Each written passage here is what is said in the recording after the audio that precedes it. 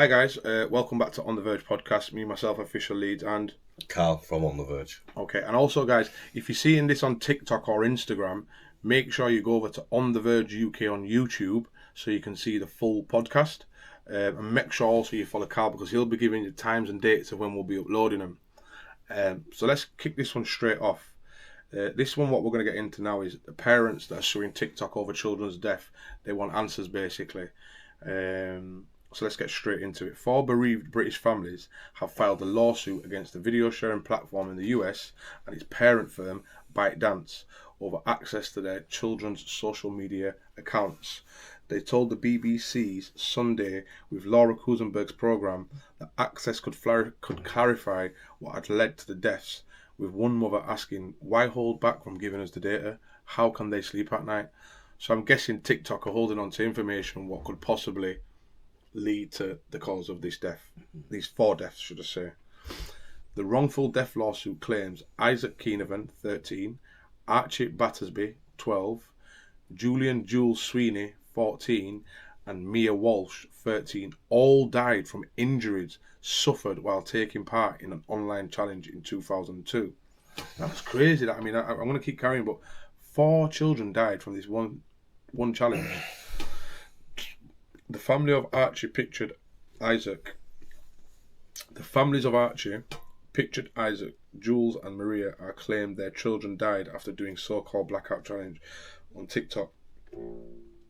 Holly Dance PA. It accuses TikTok of pushing dangerous prank and challenge videos to children to boost engagement time on the platform.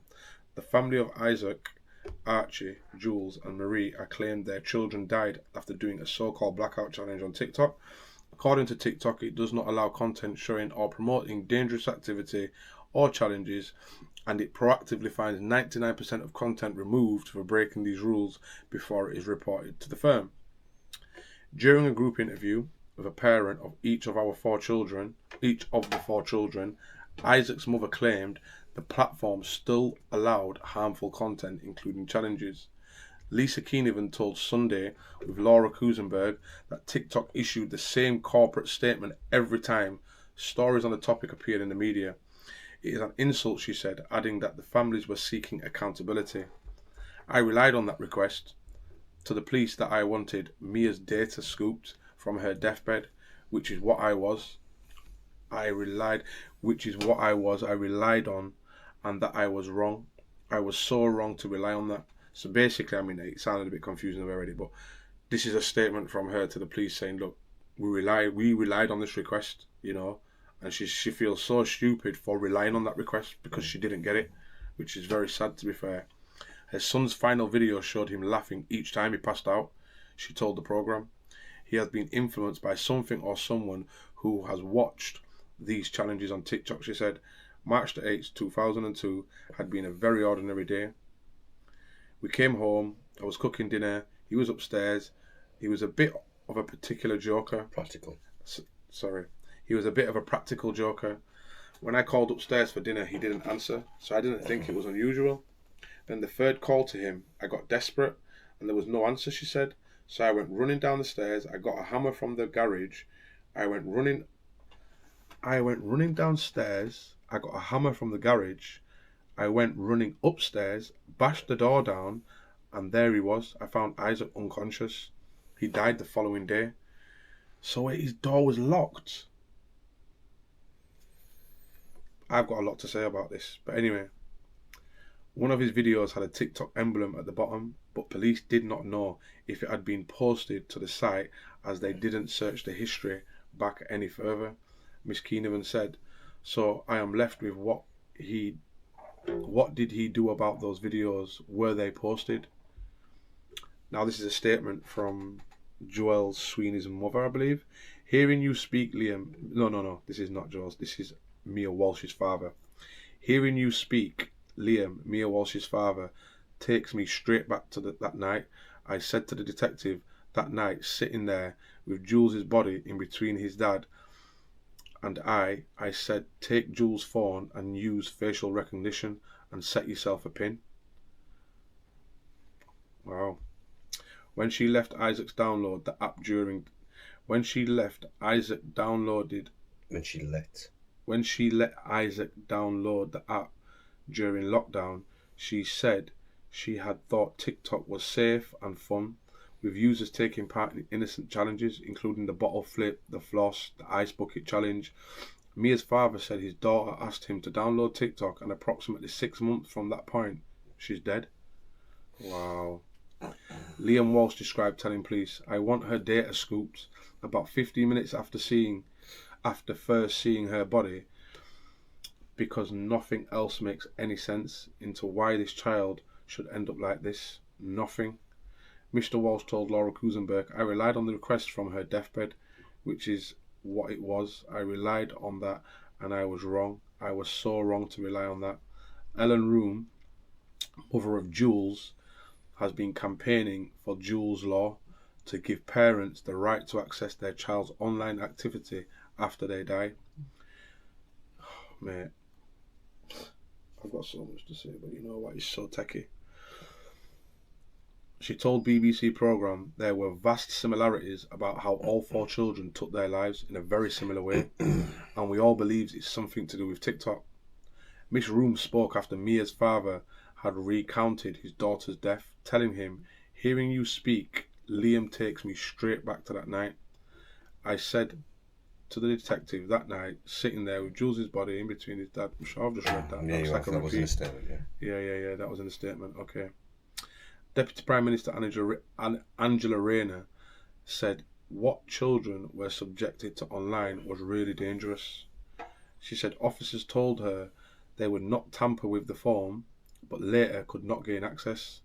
5 months later, Jules' closest friend guessed his PIN by suggesting spelling out his name in numbers, but the data had been erased by then. What?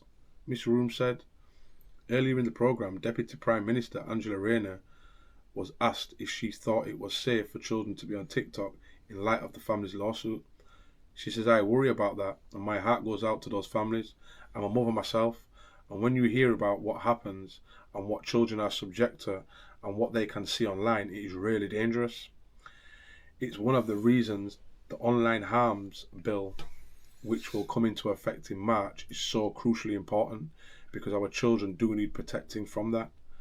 US-based legal resource Social Media Victims Law Center, SMVLC, for parents of children harmed by social media filed the lawsuit in Delaware on behalf of the family. Let me read that again.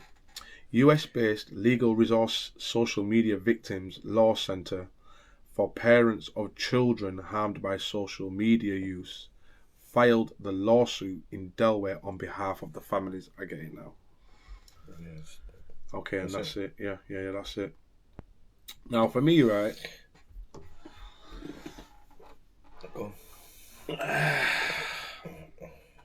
I've got to go back to the bit where it says, Go on. What's your bit? Let me go to this bit here. TikTok not allowed. While are you doing that? Go on. Just because there's parts of it where they're talking about where you've got to pick up on things on social media, and they say they pick up on 99% of it. Mm-hmm. And again, while she was talking, I did a little bit of Googling, because that's the good thing. But do you know that on TikTok, alone, it has 1.4 billion monthly active users worldwide? It's a lot to keep tabs on. It's a lot to keep tabs on. And when you go in, they're catching 99% of them. I found it, but go on, yeah. Do you know what I mean? It's good numbers. It's good numbers. Yeah, it is. Well, for me, you look at the legal age of it, which is 13, which a bit of a concern. There's one young person on there that was 12. Not that takes away from the death. Yeah. But I think I remember it when Vaguely. TikTok was Musical.ly. Yeah. And that was in lockdown. So originally it was Musical.ly, and then it was for kids. Yeah, and it was for kids. It was a kids and then obviously money got involved in X, Y, Z. Yeah. But it's tricky. What I'll say, so it's a horrible situation. You see, for me, this is what alarms me so much, and I said it the last time we had the vlog, the last time we did the podcast. Accountability. accountability is a big thing in these situations, because she's gone downstairs to get a hammer, to come back up the stairs to smash down the door. Now, I'm sorry, and it's very serious, and it's a very techie matter, and I don't want to say anyone's in the right or wrong, but I'm not having The locked doors. my son's not having a locked door on TikTok. And you know my what? daughter especially. The weird. Let me tell you. And then wait, sorry, one more thing just before we. Here it says, Ellen Room, mother of Jules, has been campaigning for Jules Law to give parents the right to access their children's online activity after they die. Now that pissed me off, bro. Why are you wanting to get access to your kid's online activity when he's dead or she's dead? That makes no sense. You need to be doing it before then. Okay. Do you get it? Like, and I don't want to judge that, no but one. the way you no, there's going to be a lot of people that are going to think exactly like you. Do you know what I mean? But because you're skipping things. So the first part is the locked door. Mm-hmm. I understand people like this locked door and kids like this locked door. Me, I'm not a lover of this locked door thing. And in the training that we do, one of the reasons that we give that. Go on, sorry, I'm just going to do this so we can see where I'm going. Go on. So I'll edit that now. But no, you're fine, man. We're all right, man. So one of the reasons that they... Yeah, so one of the reasons why we touch on that is because young people, that can be their job all day, just bagging up drugs. Yeah. So one of the reasons why we're saying if your young person wants the door locked, I get it, it gets that said, but me, I don't believe in locked doors, and I didn't grow up with locked doors in my house, so that one, I don't know. But what I will say is, if your child, as my opinion is this, is if I pay the bill, that's my phone. Mm-hmm. You just use that phone. That's all you do. You have use of that phone. Mm-hmm. And I know that at any stage I want to check any of my kids' phones, like, you're not telling me no. So I just check the phone. And again, the TikTok thing that they was doing, again, I remember doing the same thing when I was a kid. I do. Where you'd hold. We don't want to say too much because we don't want to tell them what to do. Yeah. But we know what they're on about. We know what they're on about because we used to do the same thing with holding breath and X, Y, and Z. So I've done the same thing. Mm-hmm. So I get it. And again, do you know what it is? I just think when some of these kids, there's loads of things that people are doing on this TikTok. Do you know the difference though? The one thing I will say, we wasn't that young. I wasn't 11 and 12 and 13. I think we were like 15 doing that dumb stuff. No, I was probably younger. I was probably 12. I was probably around. I may be wrong. And I mean, age is irrelevant. Like, yeah, I probably did it around their age. I think. I don't think for 1 minute. I mean, like one of the mothers says her son was a practical joker and constantly saw videos of him laughing about it and X, Y, and Z. So. She just seen it as harmless. Yeah, she probably did see it as harmless, but I don't know. Because I mean, when you do that thing there, I'm not going to get into it, but like you pass out, you absolutely pass out. You don't know what's happened, and if you're on the way down, you bust your head. It's a scary thing. It's a scary thing. I won't worry too much because it's just only showing you a bit because it's the front screen. But it's a scary thing. It's not. It's not exactly you throwing a ball to each other. You're not playing Kirby. You know what I mean? Well, no, but it's regrettable that these young kids have died. And I get... And they probably didn't see the seriousness of it. Yeah, and they probably didn't see this, which a lot of kids don't. A lot of kids don't see the serious. I mean, if you go back in time, how many times you remember the times when you used to jump off roofs onto mattresses? Yeah. Do you know what I mean? How many times he hit you in your face? I'm not. I was saying it's along the same levels. Yeah, it's not the same lines. But what I'm saying is most young kids do not think, or not. I don't believe none of these kids would have thought that are thinking about the danger side of it, which is quite scary. And it's scary because you've got them. They're all from England as well, aren't they? Those 4 people, which is a bit. They're all British kids. Yeah. But again. Excuse me. The way things are portrayed through social media, it's not shown as harmful. I mean, little blonde-haired, blue-eyed kid, man. Yeah, you know what I mean? I mean, it's. I think personally, this could have stopped at an earlier stage, and that would be down to education. And I don't think I believe that. I can't say they're in the wrong to blame TikTok, but. I don't think you should put it down to. I don't think you should put it down to TikTok. I don't think they should. Well, I'm not being. Well, yeah, you would, because I didn't see it anywhere else. Yeah, but we didn't do it when we were Because kids. social media wasn't TikTok, was Do it? you know what I mean? And we were just. Do you know what I'm saying? Yeah, but what I'm saying is, it's clear they have proof that all four of them is through challenges on TikTok. Because there's loads of different challenges that are going through TikTok that kids are doing. Yeah. I mean, there's other things where other young people have died. We're just covering this topic here. Mm-hmm. But yeah, I would clearly say TikTok is to blame for that. That's my personal view. I don't think so. Because, all right, then if that's the case, why didn't you have... I'm not saying these, but I'm not judging them, but why didn't they have control over their kid's phone to see what was going on?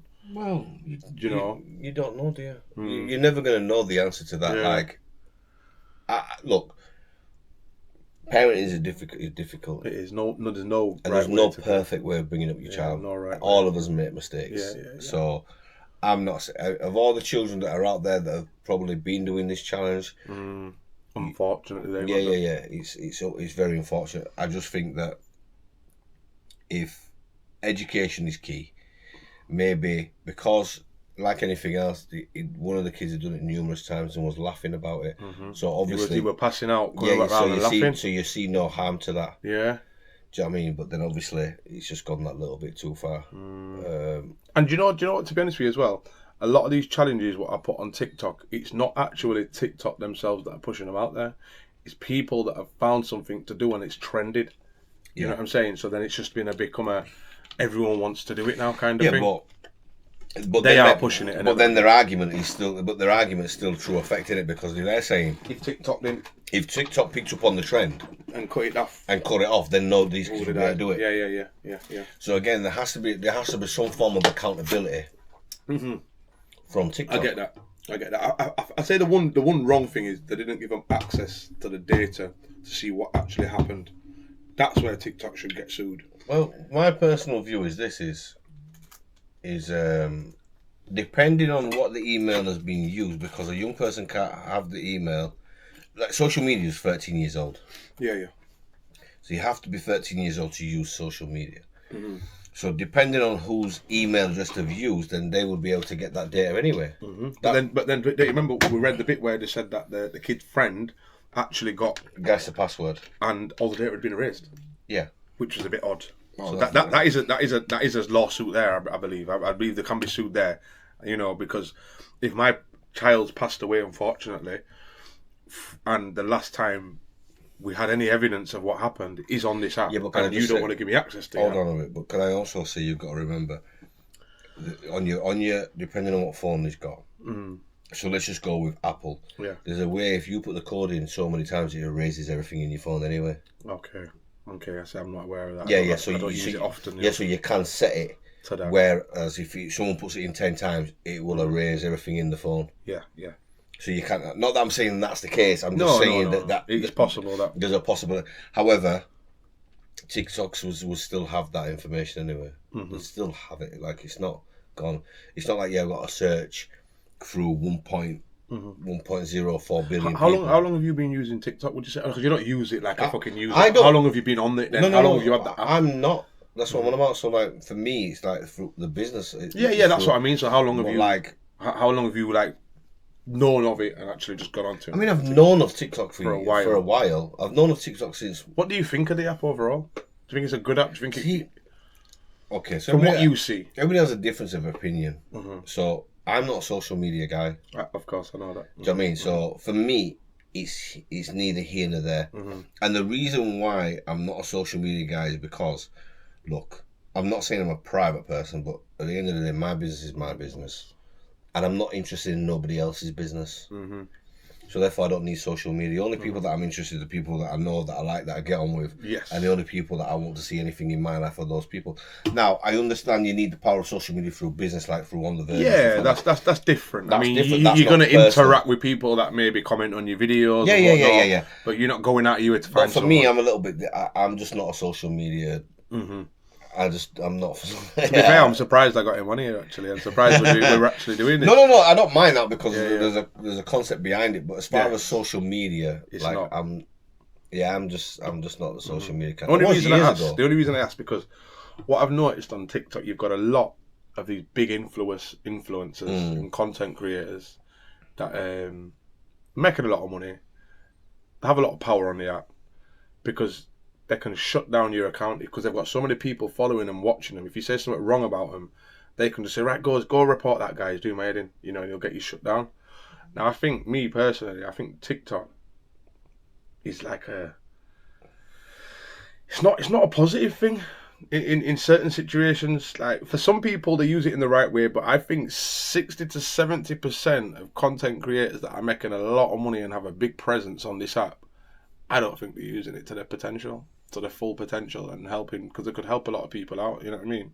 Not just money-wise, I just mean mentally, and, there's a lot of kids on here that look up to people, and if you're portraying yourself as some div that's just online talking rubbish, you're not giving any positive energy out to the kids, do you know what I mean? But I want to do a lot more on TikTok, definitely, and we're gonna start talking about a few creators. You've got to remember as well, I think the problem you have through social media as well is, what are you actually teaching the next generation anyway? Like, I'll just sit in front of a camera, talk rubbish, and I mean, some people might say it about us, but no, it's right. Do you know what I mean? But and this that's why I think I'm enjoying doing this, because my normal presence on social media, I'm vlogging, I'm going to pubs, I'm just vlogging Leeds. I'm not necessarily giving anything positive to the younger generation. This is just more of a, right, watch me and walking around Leeds kind of thing, do you know what I mean? Which is interesting, because I'm talking facts, I'm telling you about certain places, but I think there needs to be more for the kids. I think social media can be used for positive and also for negative, and a lot more negative comes out of social media than positive. Whether it be bullying or whether it be grooming young people. And again, you got to remember now, which is scary now, you've got kids as young as 7 being groomed online. So for me, I think my advice is to parents is to know what you choose. Because again, we go through this, as you know, again, we do this through training a lot, where we're talking about young people and we're saying to them, our parents and carers, our professionals, we're saying to them, it's all well and good having your child inside the house thinking that they're safe, but what are they doing? As an example, not that I'm singling out this situation, but child's at home in his bedroom and look what's gone on and happened. Again, you don't know who these people are. And again, because we're talking on TikTok, we've had TikTok where I've got into primary schools, and primary school children are telling me that they've got 20, 30,000 followers. Wow. And they're trying to convince me that they know them all. But like, my argument to this is, well, I've met thousands of people in my time. Thousands. On a regular basis, I will meet 100 people a day. On a regular basis. But I don't know any of them. I don't know any of them. And these young kids that are 10, 11 on social media, when they're not allowed to be on social media, and then not only that, you've got 10 to 20,000. And bear in mind, when you try and piece it down, you go, well, okay, then 1 in every 100 is potentially a paedophile. 1 in every 100. So you look at how many potential paedophiles that young person's got on there. And that's not even talking about the stuff that they're doing where they're stealing young kids' pictures and putting them back up and pretending to them. And you've also got the fact of AI now. So AI is being able to make up these pictures of young people, have a conversation. Like, it's crazy. Do you know what the power of social media now? It's mad. What I find the most scariest part of it is the parents don't have control over these kids' phones. A lot of these parents out here, like, I can guarantee you now, 70% of these kids that are on TikTok, their parents will never ever get to go in their phones. They won't get the parents can't just come up to them and go, let's have a look on your phone. No. What do you want? What are you looking at? Do you know what I mean? That is scary. That is scary, bro. Like, see, these kids are not. I can't contemplate that. I can't. I don't understand that. That's what I'm saying. I don't get that. And that's why I say it's scary. How can you, as an adult, with a 5 to 15-year-old child, and you can't go in their phone? You can't have a look at what they're looking at. That just shows me your child's doing something wrong that they shouldn't be doing. And if you're not in control of that, and you're saying, oh yeah, but it's his phone, or it's her phone, I can't take it off of him, mate, you're part of the problem. You are part of the problem. I'm just looking at some more little stats on here. Well, read some of them. And you're going like, in the first quarter of 2024, TikTok was downloaded 137 million times. Wow. That's a lot of numbers, bro. Yeah. That is a lot of numbers. I don't even think Facebook has that much numbers now. I'd like to find out what the stats are of. You know what would be a good one to do? And this would surprise a lot of people. The amount of people, young people that are using TikTok, that have actually used them parents and carers' email addresses to get on, and are below the age that they're allowed to be on. Mm-hmm. Now that's the bit that'd be scary. And again, the advice we give is, listen, this is what we say to kids, because you know yourself, the more you tell kids not to do something, they're not going to. So my advice when we go into the primary schools and we do ours, I'll say to the kids, look, I tell you what then, I'm not telling you delete it. I'm not telling you that. What I'm going to say to you is go home and put 2 lists. Yeah, do 2 lists. The people that you know, meaning you know how old they are, you know where they live, you know things about them, all them kind of things. Put them on one side and you guarantee you're going to whittle it down. Because first, you got to remember, you always start parents, carers, then it's with aunties, uncles, brothers, sisters, X, Y, Z. You maximum you're going to get to that age. Maximum you're going to get 30 to 50 people.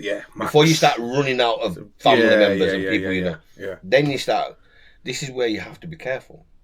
That's what you need to do. Just go back and do. And me personally, parents, go through your child's phone and sit down with your child and say, right, do you know them?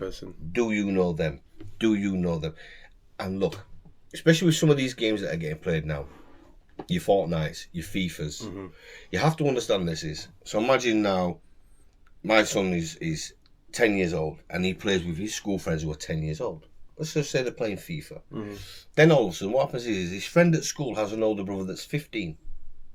So then my son then adds him as a friend. Yeah. But then one day his school friend's not actually playing, but his big brother's playing at 15. So you're joining the team with him, but he's on with his friends. Can you imagine what a 10-year-old child is then listening to for 15? Yeah, because you're on a headset. Because you're on the headset with a 15-year-old compared to being on with his friends. Well, I'll be honest with you. I can vouch and say my kids have been in that position, because you've got to remember, my youngest is 13. You've met him in the schools. My oldest is 17, and that happens. He might go and play with his brother online. One day his brother's not there. Now he's playing with his brother's friends that are all talking about this, that, and that, X, Y, and Z, and my son's just in there like, wow, this is interesting. Well, I never knew this happened. But what I will say, so I have to give a positive, because if you're talking like internet, social media, the power that young people have through social media now, at a young age of just starting in secondary school, the information you can gain through social media and internet is at the level of university. If you apply and acknowledge and take on board that information, do it the right way. And if you're in secondary school, you can actually get usage to an academic level if used properly.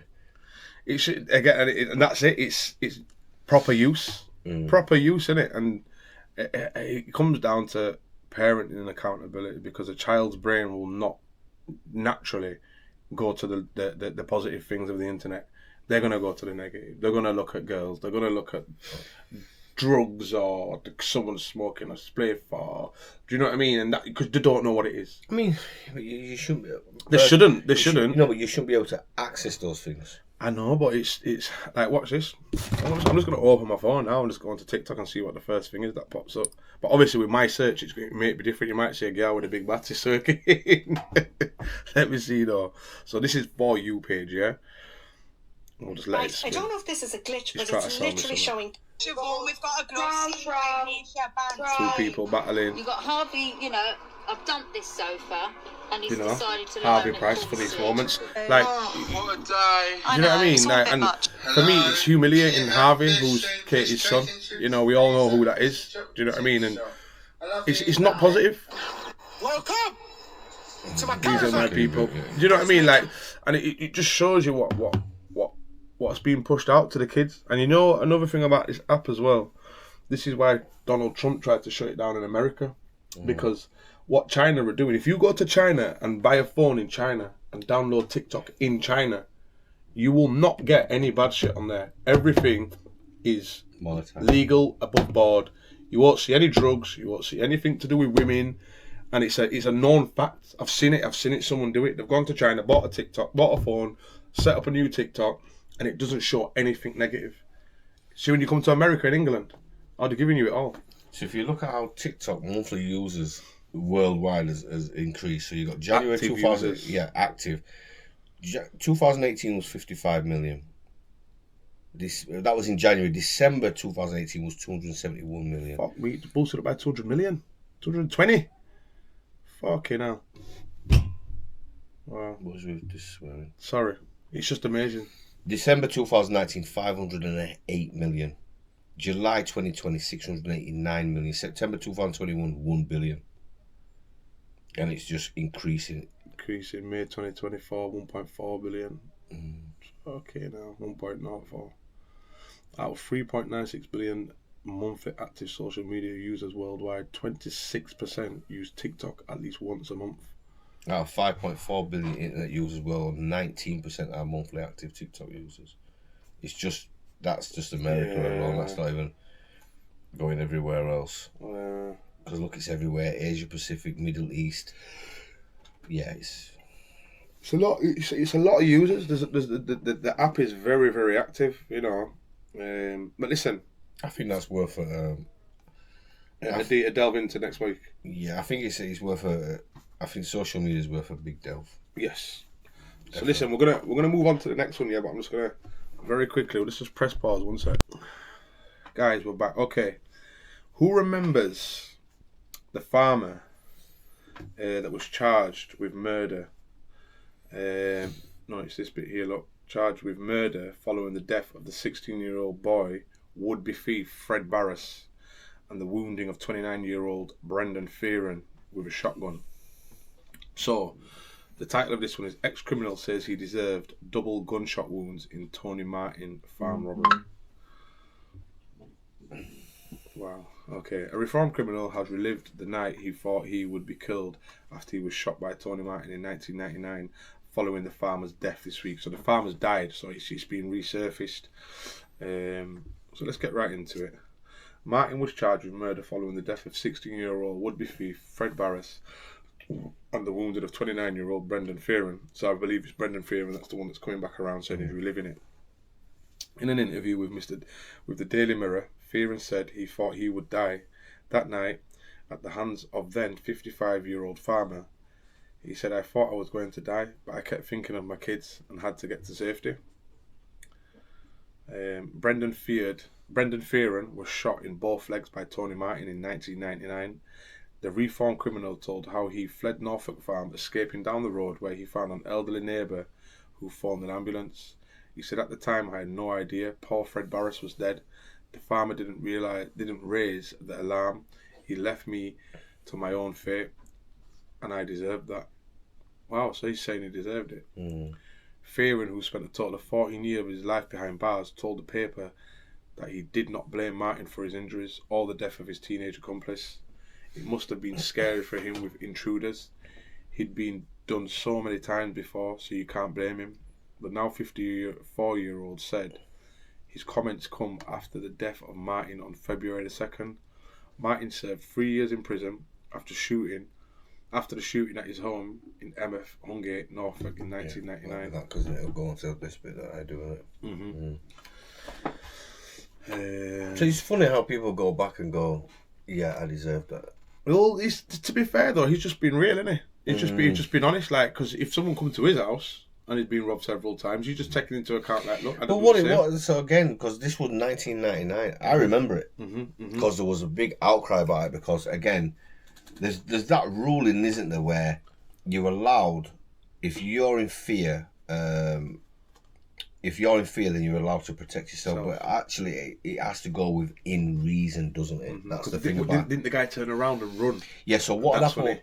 So he's been burgled a couple of times. He's been burgled about 10 times, where things have been taken and X, Y, and Z. And what happened was when they came, he didn't go down the stairs. He fired from the stairs. Okay.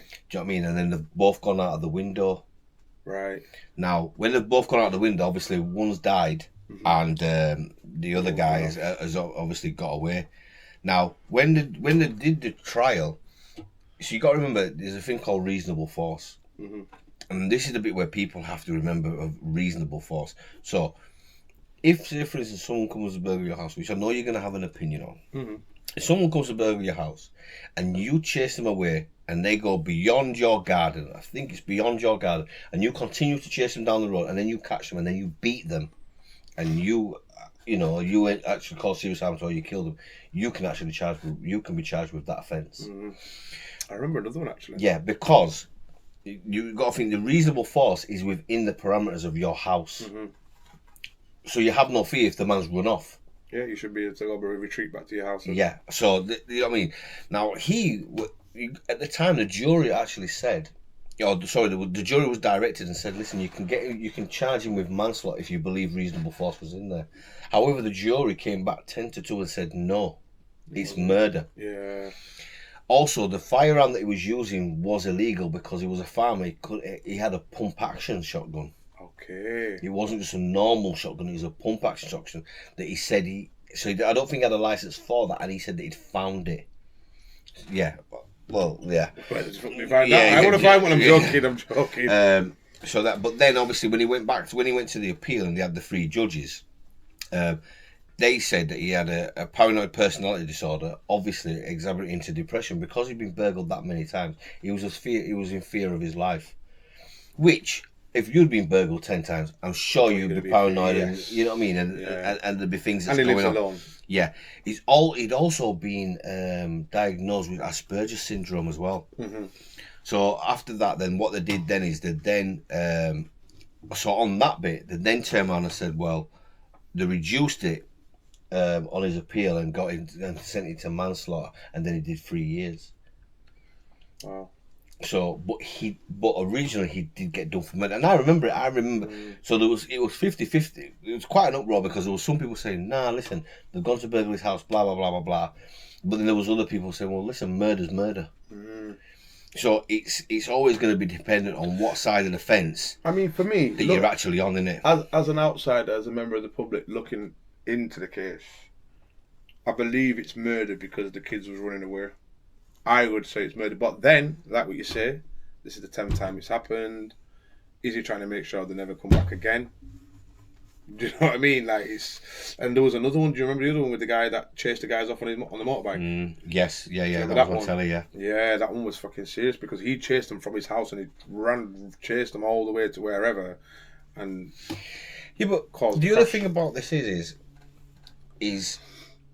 there's an argument to say. Was his intention to shoot them or to scare them with firing the gun? This is and again it gets a little bit techie because you're saying, well, why fire the gun then, or maybe one shot? Mm-hmm. Yeah, like a scare shot. Yeah. Do you know what I mean? Because obviously they both got shot in the legs, and the other guy got shot in his back and died at the scene. Mm.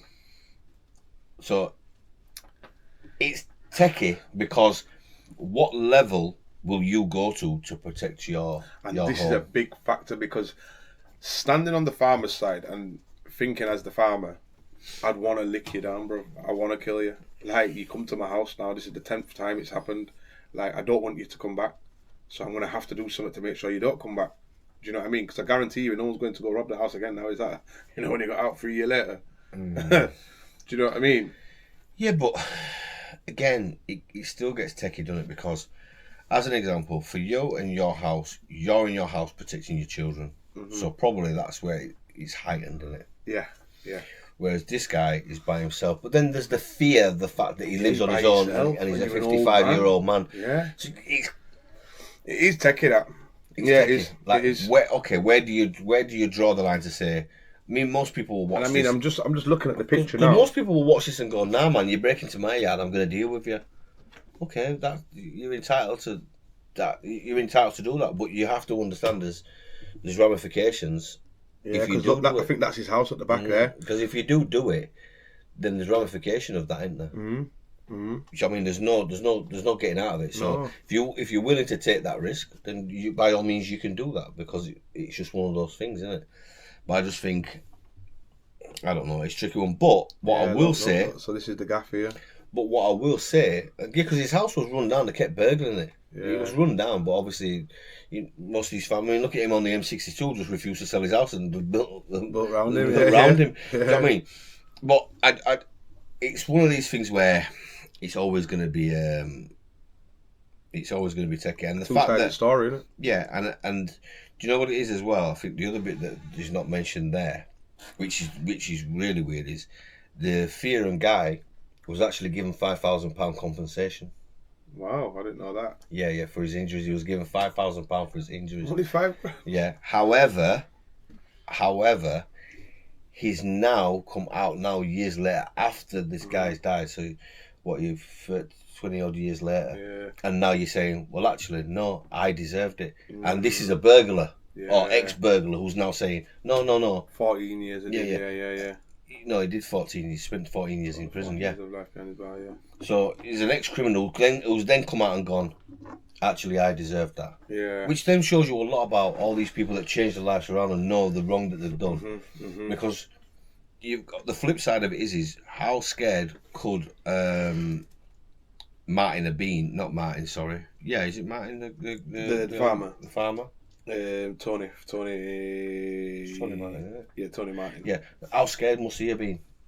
And is it fearing for his life, mate? You don't know what they're coming through the door with as well. They might have guns and weapons on them. Yeah. So you might have just thought, let me act first. Do you know what I mean? I mean, what is funny is when I'm reading the compensation thing is the fact that Fearon received an estimated $5,000 of legal aid to sue Martin for loss of earnings. Well, he said he was a burglar. What was he? Yeah. So what loss of earnings? He couldn't rob houses? When I'm reading on though, the case was thrown out. So what, he couldn't rob houses? Yeah, I don't know, but he said, well, listen to this bit. So again, however, the case was thrown into doubt when photographs were published in the Sun showing him cycling and climbing with little apparent difficulty. So yeah, quite contradicted himself a bit there. Contradicted himself, so he didn't actually get the fine. He didn't actually get it because he's basically lying like compensation for because you got lack of. What's that? That's where it tells you where he was born. Yeah. So that's just talking about Tony Martin. Obviously, his real name was Anthony. Educated at the prep school. Because he had. So you got to think that evidence pointed out that he did not have a valid firearm certificate. So, I mean, in that case there, you know, rest in peace to the farmer as he has passed away. You know, rest in peace to the guy that was the 16-year-old boy that would died. Yeah. Fred Barris, I believe it is. Yeah. Yeah, I think it's. Do you reckon his family knew he was a burglar? Do you reckon he knew it was that was badness? I don't know. You never know. Do parents know everything about the children? No. Probably not. Probably not our kid. No, definitely not. I think we're gonna look for. I want to look for another one. We've done a few minutes. We've done about 10, 15 on that one. I think we should look for another. All right. So the next one we're on to now, guys. It's about knife crime, as such to say. So, woman buys horrendous knives from Yorkshire shop to give to her teenage sons. Wow, crazy. Crazy. Concerns have been raised over reports of potentially dangerous knives being sold in the Middlesbrough town centre and subsequently handed to children. That's every town centre. During a meeting of Cleveland's police and crime panel, it was revealed that a woman had purchased horrendous serrated knives from a shop to give to her sons. Yeah, to give to her son. Crazy. But anyway, Luigi Salvati, an independent panel member from Acklam, relayed the account from a public witness who claimed to have seen the incident recently. He noted that another individual challenged the sale, but the shop owner appeared just oblivious to it. This is a big part of the problem with this knife crime as well, you know. These frigging shop owners don't care. Mr. Salvati said, "We may be trying to do something about knife crime, but what doesn't help is when proprietors are prepared to sell these types of weapons to adults who then give them to 13 and 14-year-old child. How can this happen?" Cleveland Police and Crime Commissioner Matt Story, whose work the panel scrutinises, refrained from commenting on the specifics, but highlighted ongoing efforts to educate young people about the dangers of knife crime. He also voiced support for government initiatives to outlaw zombie knives and machetes, leading to a ban last year. So they are banned machetes and zombie knives, but evidently people are still carrying them. Mr. Story advised shop owners to take responsibility for their goods, warning that there could be consequences for selling knives inappropriately. He said, "I would say to any shop owners that they should be responsible for the goods they sell. If they are selling knives inappropriately, there can be consequences. My efforts around tackling knife crime are at both ends of the spectrum, in an educational sense and an enforcement sense. The PCC revealed..." What's PCC? Police Crime Commission. Okay. Revealed his plans to host a knife crime summit later this year, bringing together regional and national experts, campaigners, and those with lived experience. He said it's about how they can bring that expertise to Cleveland. "I am looking forward to having discussions where we can get everybody in a room and come up with a strategic approach to tackle knife crime."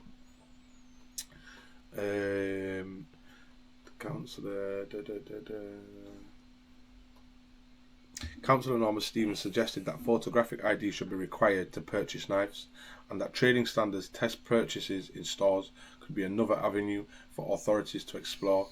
So that means trading standards, going to shops and seeing how easy it is to buy a knife, I'm guessing. She said the guy selling them may not be breaking the law in selling to an adult, but there is education also required for adults in terms of what are you doing to be passing items to a child. Middlesbrough Mayor Chris Cook, a member of the panel, said it is an offence to proxy buy certain things, alcohol for example. If you were knowingly to buy it and give it to a child, even if a person were to have ID, the intent is still an issue. Mr. Salvati agreed to provide more information to the Mayor for further investigation into the matter. Yeah. That's just done about your knife. Oh God, get started. I mean, alright, they've banned zombies. Yeah, they've banned the machete knives. But kids are still carrying them. We just did a case last week on kids using them, and somebody attempted that got done for the attempted murder. The kid now having 24-hour care. So they're still being carried, they're still being used. Now, for me, to prevent such things happening, it's coming back to the parents or is it the proprietor or the guardian, we'll say, whoever's looking after that child, whoever Carers. The parents and carers, because inevitably it starts at home. If your child feels comfortable to carry a knife, then we need to stop that. You know what I mean? I mean, in this case here is bad because the mother's actually bought the knives for the kids. Yeah. And again, you need to make it clear, banning zombie knives and machetes does not solve knife crime. Nope. It doesn't solve it at all. What's more, I think what people have to understand is, again, because I went the same day that the Idris Elba thing came out for the knife crime. What was that? Sorry. The Idris Elba knife crime documentary that came out. Okay. That same morning, I was on BBC Radio Leeds. Same morning, so I was on the radio that morning. We were talking about, again, knife crime, and I never speak on specifics, but you know what it is? It's the narrative that is pushed out there, and do you know what it is for me? It's quite a negative connotation because it makes it believe that it's all majority is black people, or black, ethnic, Asian, whatever. But you know what it is? The reality is it's 69% of people with any form of criminal conviction related to a crime. 69% is white. Wow. It's not black. It's actually white, which is more disturbing because then you read, which is live on the internet now, and again, I'll read you something now. The data also reveals that a black person was more than 4 times more likely to be a homicide victim than a white person. So you're 4 times more likely to be attacked as a black person than you are as a white person. Yes. But we also know 69% of people carrying knives or have used a knife in the criminal sense is white. Yeah. Do you know? So what it looks like is white on black crime now. No, but I get where you're coming from. I'm just saying you're doing two statistics. You're doing 2 different types of statistics. Again, listen, I'm not. I mean, we recently had an incident again in Sheffield, which again I don't make comments on specifics. I try and stay away from that, as you know. But I just think we're doing this thing, and knife crime's always going to come up. Yes, it's always going to come up. It's always going to rear. I think to be fair, it's the main topic of the youth of today, isn't it? Well, look, it's there. Putting drugs aside, but again, I think for a mother to go out there and buy her son's knives, what I will say, First of all, I'm not going to defend the mother. I'm not going to do that. Mm-hmm. But what I'm going to say is, naively, she's tried to her them. Kids might be going home saying they're scared, or they might have had a knife pulled out on them previously, X, Y, and Z, and she's thinking, right, she might be from a generation or from an era where, listen, can't grass, I'm not phoning police. You need to defend yourself. So do you know what? Carry that. You've got that now. I've heard mothers say, well, I'd rather him have it on him so it deters someone to come and attack him. I've heard mothers say that. But it doesn't. We've gone through this before. Which is diabolical. Like, we've gone through this before. It's like anything else.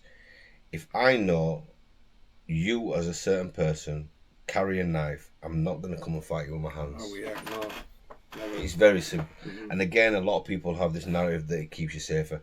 And again, I've also said it before, I don't believe the majority of young people that carry a knife have the intentions of using a knife. It's just, it gets to a stage where they have no other option than to do it. Because the ops or the people that are against them are carrying. And you have to understand that although people are going to say, well, why carry a knife in the first place? Because, believe it or not, there's a little thing out there that people do say, and it's rather be caught with it than get caught without it. And that's sad but true. Yeah, and that's and I get and I understand that saying. I do get it. You'd rather get caught with it because you know because if you because you protect yourself and X, Y, and Z, then get caught without it. Because if you get caught without it, then you could be killed. Yeah. But what they don't realise is putting themselves in danger. I don't know. I just think with this one, we can cover that because with the Cleveland area, Middlesbrough, it used to be part of North Yorkshire anyway. It just goes through its realms. But yeah, I don't know. You got to understand as well. It's not just parents as well. Like, people could approach people that are on the streets and pay them a little bit of money and say, "Oh, go into that shop and buy me X, Y, and Z." But again, it's like what they said there. It's the same as soliciting or something like that. Yeah. Where you're buying alcohol from an underage person. Yeah, and it's the same thing. What's happening? It's the same thing. I mean, you can go on social media platforms and buy them. I know the shops where you can go with £5 and get a balaclava, a knife, and gloves. There's shops where you can physically go and get your fucking starter kit as a fucking idiot. Do you know what I mean? An idiot starter kit, which is alarming. Like, well, look, personally, I don't know. I don't know any shops like that. But what I will say is, they need to be shut because, again, you know. The issue that you're going to have is because the way the law changes now, it only takes where a young person is stabbed and killed by a particular knife, and I don't know where it's got some form of a serial number on there or whatever it is, and they can trace it back to which shop it was bought from, and then they start doing they do a charge on them. Yeah. I don't know how it would work, but please believe me, people will start changing the tune then. If it was going back doing that. That's what needs to happen. It's like you just said there. You should have before you buy any type of offensive weapon, you should have ID and a picture needs to be taken of you, so we know where this weapon's going. So if it gets used and it gets found, we know where we're tracing it back to. You know what I mean? Yeah, I think which would be a good start. I think if you did it that way, where you did serial numbers, do you know what I mean?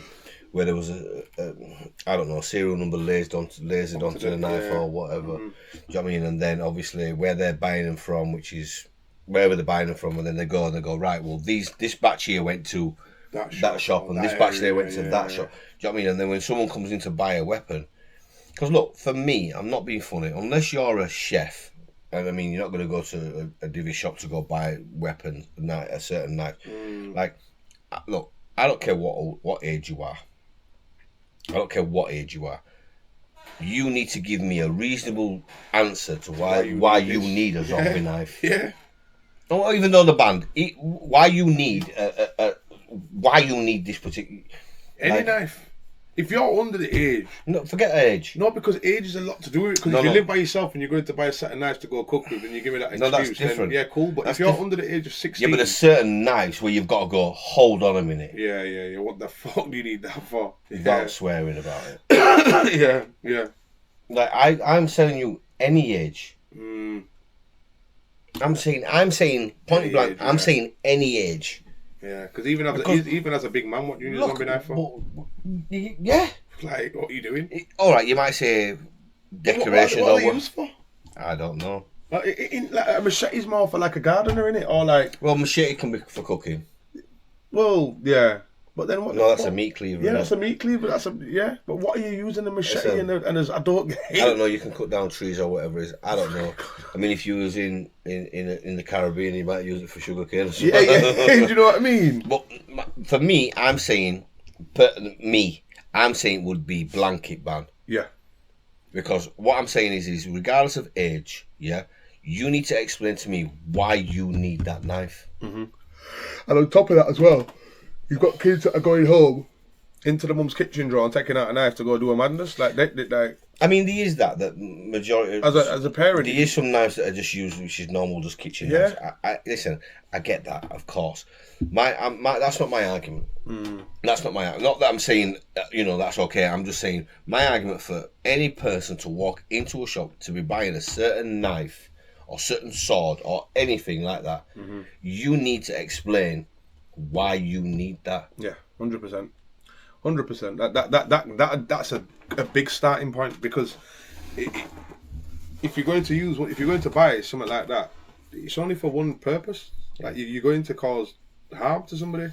You cannot tell me any different, because you do not need a zombie knife to cook. You don't need a machete to cook. They're talking about these. You got to have ID and you got to do this and do that. Yeah, listen, I get that, but it still boils down to the thing is, why would a 25-year-old man need it?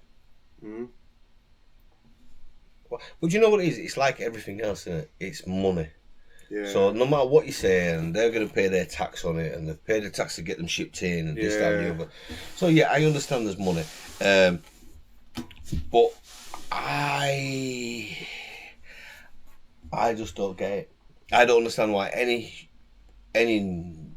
not that I was saying abnormal, but any normal human being needs to walk into a shop and buy a 4-foot knife, or not 4-foot knife, but a foot knife, or what? Like, why? Even as a shopkeeper, why would you even? If you as a shop, if you live in central London or central Liverpool, central Leeds, central Manchester, and you own a shop, and you know what's going on in your area, wouldn't you just refrain from selling them, or wouldn't you try and? Do you know what I mean? Not sell them kind of articles in your shop, them kind of bladed articles in your shop, man. It's wild. I really don't get, as a shopkeeper, why you'd go out of your way to sell them kind of things. I think that's ignorance as well. Ignorance. You just want to make money off these youth that are killing each other. Do you know what I mean? So you're making money off death. Yeah. Inevitably, you are, aren't you? You're making money off death, man. Which I don't think's right.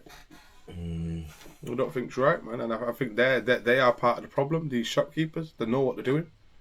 They know what they're going to be used for. When you go to that wholesalers and you go pick up 100 zombie knives or 100 fucking machetes, who is your point of contact? Who's your, what do you call it again? Point of sale of contact, whatever it is. Who are you aiming that sale towards? And you know what? And again, going back to the last podcast that we did, which is out today. It's the fact of if somebody's buying that many, he's not just supplying one gang. Yeah. Do you know what I mean? He's supplying multiple. He's supplying to more than one gang. And you got to take into consideration, a lot of these shopkeepers don't only have one shop. They'll have a shop in that area, shop in that area, shop in that area. Well, you know, and the shopkeeper don't care who he sells it to. Did they? Man. Did they? Yeah. Because I know some other idiot's going to come along and buy it the week after. Do you know what, though? Going off the back of that, I just come up with another thing where looking at these young people now, and adults, and mothers and parents and carers, and I understand you're thinking that you're doing the right thing, but actually you're not, are you? Are you a freak, man? Are you a freak? You're not. Are you, man? It's It's finding justification of and trying to make sense of it. And do you know what? I think this person here went to say, get everybody around. When is it dated from? That do you know when it's from? When it's dated from? Maybe at the top. What?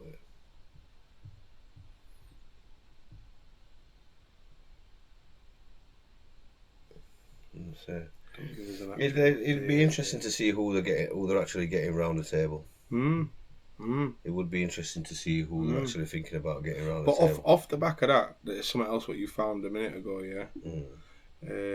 Which was the worrying numbers of murders and manslaughters in fantasize. What did I say? Infanticides. Yeah, I don't know. Basically, it's just the worrying numbers of murders and manslaughters in the Yorkshire area. So just to give you a quick fact, the latest figures have revealed that 57 people were killed in the homicide crimes in Yorkshire last year, according to the latest Office for National Statistics figure. 57 homicides were recorded in Yorkshire. Police force areas in the last year to March. This is a decrease from the 62 recorded the year before. So they're trying to say, because they've had 5 less homicides, it's a decrease. Well, it is. Yeah, big decrease. I think the bit where you want to keep going is that bit there. Yeah. So West Yorkshire Police homicides in 2023 to 24 was 28. Homicides in 2022 to 2023 was 26. And then for South Yorkshire in 2023 to 24 it was 18 homicides, and 2022 to 23 it was 20 homicides, and this is a rate per 1 million residents in the past 3 years. That's what it's giving it off of. North Yorkshire you had 1 homicide, wow, from 23 to 24, and then 22 to 23 was 4. Humberside you had 10 through 23 to 24, and 22 to 23 you had 12. So it's looking like West Yorkshire is fucking topping it, innit? I mean, that's from last year. I think if you're looking at the latest stats now, I think it's South Yorkshire that's higher up now. Okay. But Yorkshire as a whole is still there. That's some big numbers. I'm sure someone said to me that the death rate for Yorkshire is as big as, or bigger than, somewhere in America. Where did they say? I was reading it. I can't remember. I'll be wrong if I'm saying off the top of my head. But our statistics are higher than a certain part of America, which is mad, which is crazy. And again, I think it's all internet. A lot of people are just following fashion. Yeah, let's get him down. Yeah, let's go. You know what I mean? Let's go do this. Let's do that. Yes, let's put him in a pack. Let's now write a song about it. Like, put him in a spliff. Yeah, it's fucking crazy. I'm sorry my language, I keep saying, but it's crazy, bro. It's crazy. I don't understand where these kids' mentalities are at. You know, you're just following a trend. What's just going to send you to jail? Literally. Yeah. You know what I mean? mean? Not getting out of it either. You're not getting out of it. When you sat behind that cell doing your 30 years, bro, that's when you start thinking about it. Do you know what I mean? Across England and Wales, Cleveland had the highest homicide rate, 17.9 per million people, while Cheshire recorded the lowest at 3.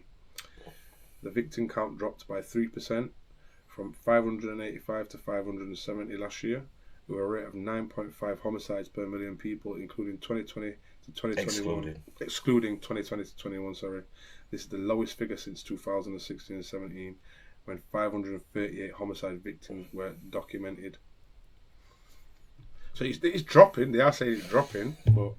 Yeah, but you see, this is the thing that you have, because then you'll have another thing that was getting put out there where they're saying knife crime is an epidemic. But it clearly can't be an epidemic if the knife crime is falling. However, the problem that you have is that's only talking about homicides. We're not talking about the level of violence with a knife, because you've got people out there that are getting done for Section 18s with a weapon. There's knife point robberies. There's all these things that where knives are used as well. So it's whether they're using that in comparison. Yeah, and I don't think they are either. Yeah. Right, guys, it's a wrap again. We've got a good 50 minutes here. Probably longer. I think it's about an hour. So yeah, man. Stay tuned, and remember, subscribe, comment and like. Go over to On The Verge and make sure you subscribe there. UK, On The Verge UK. He's going to put it on the screen hopefully anyway. He'll give you a bit of help there. We'll put it in the description. But yeah, peace out, people. Thank you very much for watching, man.